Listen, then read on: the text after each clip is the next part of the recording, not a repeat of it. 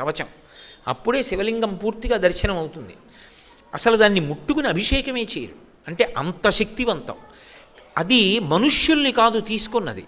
దానికి సాలెపురుగు, పాము, ఏనుగు దంతాలు శివలింగంలో 3 ఉంటాయి. వాటి శరీరం ఏమిటి? మనుష్య శరీరం కాదు. కానీ అవి కాళహస్తీశ్వర లింగంలో శాశ్వత స్థానం పొందాయి. కాళహస్తి లింగం కింద ఉంది, ఆయన కన్నా పైన ఎవరున్నారు? ఒక చెంచు ఉన్నాడు, కన్నప్ప. కన్నప్పని కొండ మీద కూర్చోపెట్టి స్వామి కింద కూర్చున్నారు. దేని చేత? భక్తి చేత.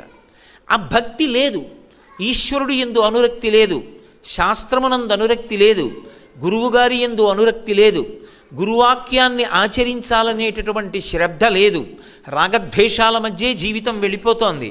కింతే నవపుష, ఏమిటి శరీరానికి ప్రయోజనం? నరజన్మ పొంది మాత్రం ఏమిటి పొందగలుగుతాం? దానివలన ఏమిటి